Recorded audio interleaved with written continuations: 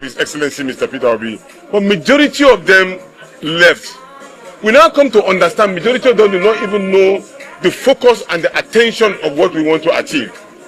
The Obidient movement and Konkosia are interested in a new Nigeria that talk about competency, capacity, character, and credibility. And so therefore, preparatory to 2027, we want to talk to our aspirants. Let them understand the content of that particular manifesto of the party. Let them understand the constitution of the party. Let them understand what we want to achieve in 2027. And so we felt it is very important that all of us converge and talk to ourselves. We don't need to have rancor within ourselves, but we want to understand where we are heading and what we want to give Nigerians. What we want to see is departure from the past, where a National Assembly will approve a budget that does not have an impact on the people, where a National Assembly will not think about the security of the people, where the National Assembly will make it a priority to say, look, if something that is wrong against the people, we reject it, and they can come out and say that we don't want this because we are representing the people. That is the departure from the past to the new order.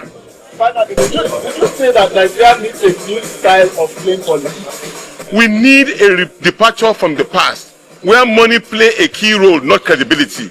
We want people who are credible. We want people who have the capacity and consistency in the mind, and where they make the people at their focus point. That was inform the price of the form for the NDC. Come again? That was inform the price of the form for the NDC. That is even why people are even considering even lowering the price to make sure that credible candidates, not names, but credible candidates who will run and defend the interests of the people.